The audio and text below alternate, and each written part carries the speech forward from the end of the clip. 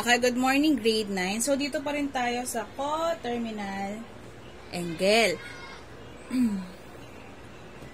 So, ngayon, tapos na tayo sa positive, positive, and tapos na rin tayo sa negative, negative. So, ngayon, ang topic naman natin is, yung isa is positive, yung isa naman is negative angle.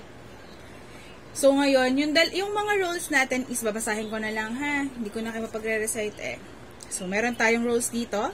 So, sa rule letter A, make the positive angle less than or equal to 360 degree. And letter B, make the negative angle positive by adding 360 to it until it becomes positive. The first positive value that you will be considered as the value of the angle. Letter C, if the two angles are both positive and less than or equal to 360, you can now compare the two values the same way as the previous cases. So, ngayon, para mas maintindihan, mag-proceed na tayo sa example natin. So, sabi dun sa rules, diba, dito na tayo sa example number 1 natin. Diba, sabi dun sa rules, kapag daw positive na, ang gagawin natin, kunyari, for example, yung positive angle natin is positive na siya. So, ang gagawin natin is, gagawin natin siyang less than 360. So, ngayon, paano natin gagawin less than 360? Maminusan natin lang ng 360. Pag naman negative, ang gagawin daw natin, sabi dun sa rule, diba, negative na siya, dadagdagan lang daw natin ng 360 para maging positive angle siya. So, para mas maintindihan, gagawin natin. So, learning by doing tayo. So, for angle number 1, so sabi dito sa number 1, example number 1, tell whether 230, positive 230, and negative 130 are coterminal. So, paano daw natin malalaman kung coterminal? So, meron tayo ditong angle number 1.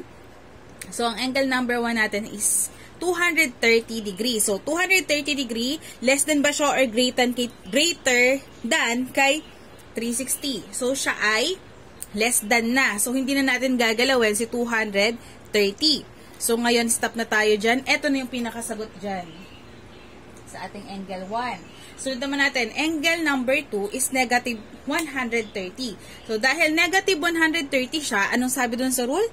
Dadagdagan lang natin ng positive 360 degree. So, ngayon, si negative 130, dadagdagan lang natin ng 360 degree para maging positive na siya. So, ngayon, negative 130 plus 360, negative 130 plus 360, ang sagot dyan ay 230 degrees. So, nakikita naman natin dito na positive na siya. So, hindi na natin siya gagalawan. Hindi na natin siya kailangan dagdagan pa ng 360. Basta once na nag-positive na yung sagot nyo, automatic tigil na kayo sa pagko-compute or pagdadagdag. So, ngayon nakikita natin, meron tayong angle 1 is 230, angle 2 is 230 din. So, may sasabi natin siya, therefore, 230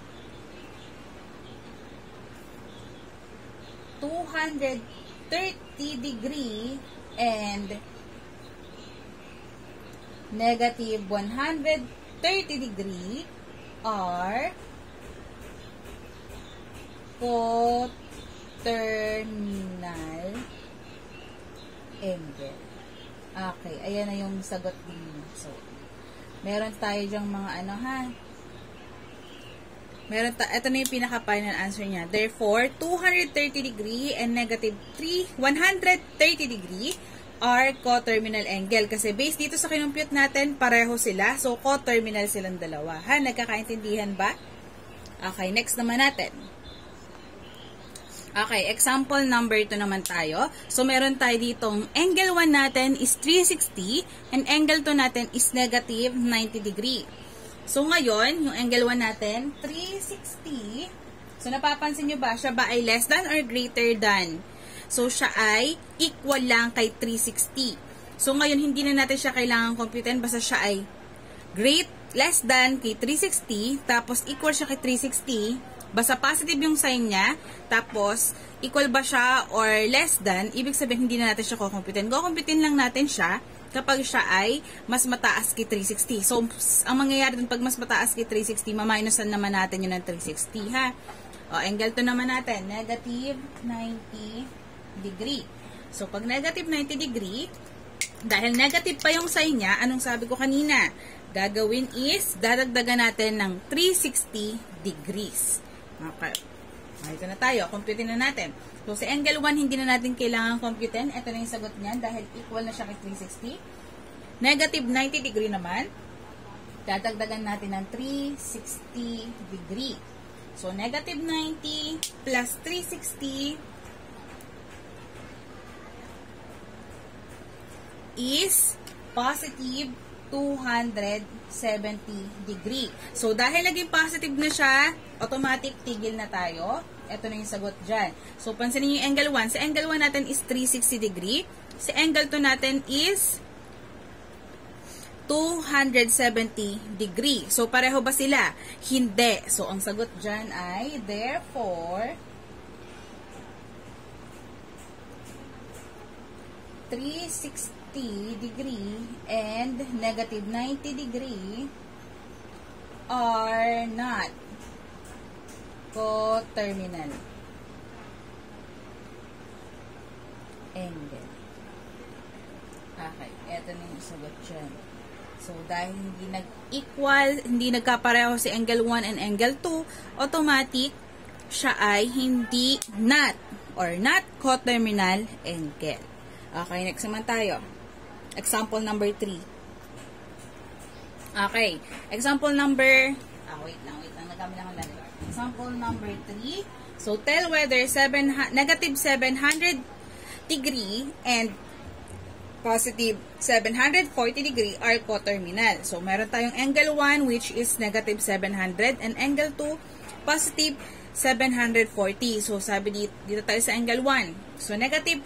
Dahil negative sign siya, ang gagawin natin, dadagdagan lang natin ng 360 degree para maging positive na siya.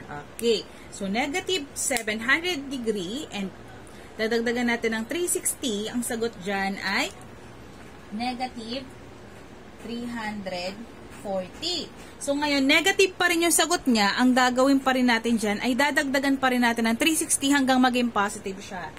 So, plus 360 degree. Magiging sagot na niya ay negative 340 degree plus plus 360 degree is equal to 20 degree. So, dahil naging positive na siya, eto na yung sagot niya. Ito naman tayo. So, angle number 2 natin is 740. Mataas siya sa 360. So, anong gagawin natin dyan? Magma-minus naman tayo dito ng 360 degree. So, positive 740 minus 360. Anong sagot dyan? Ang sagot dyan ay 380 degree.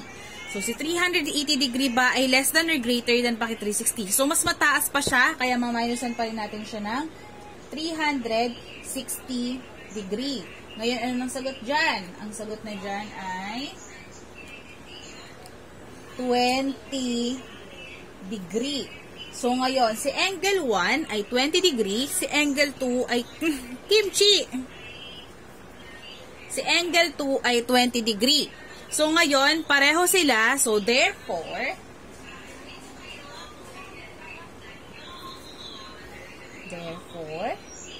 negative 700 degree and 740 degree are coterminal angle. Ito na yung pinaka-answer niya. Ayan na sa example number 3. Okay, next naman tayo. Example number 4. Last na example na, tapos sit work na kayo. Okay, so meron tayo example number 4. Example number 4 natin is tell whether negative 352 degree and 368 degree are coterminal angle. So, meron tayo itong angle 1 which is negative 352 degree.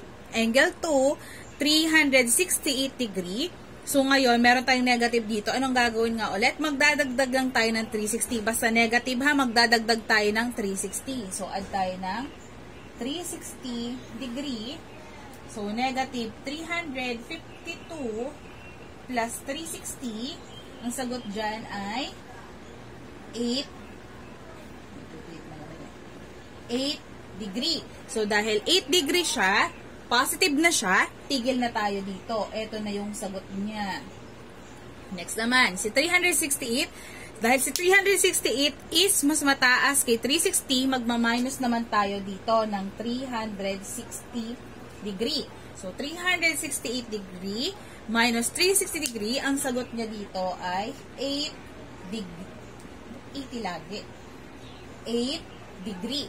So, dahil 8 degree, mababa na siya kay 360, tigil na tayo dito, hindi na tayo magma-minus. Ayan na yung sagot. So, pareho ba sila?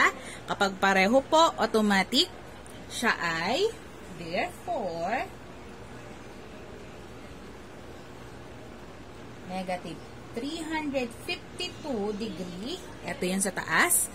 And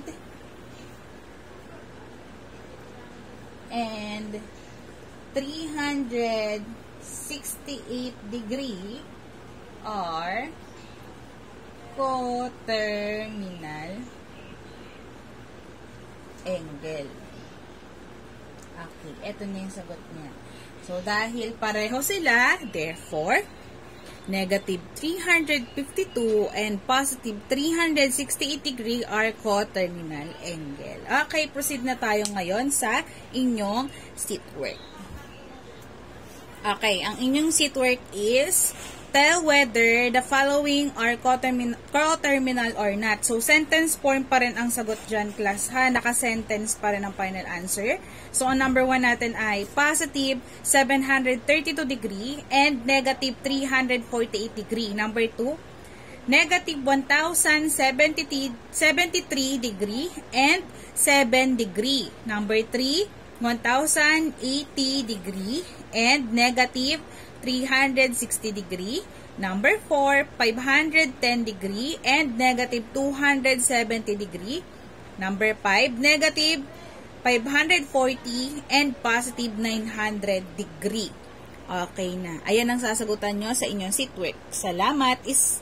Susulat yan sa inyong trigonometry notebook, tapos checkan natin sa personal.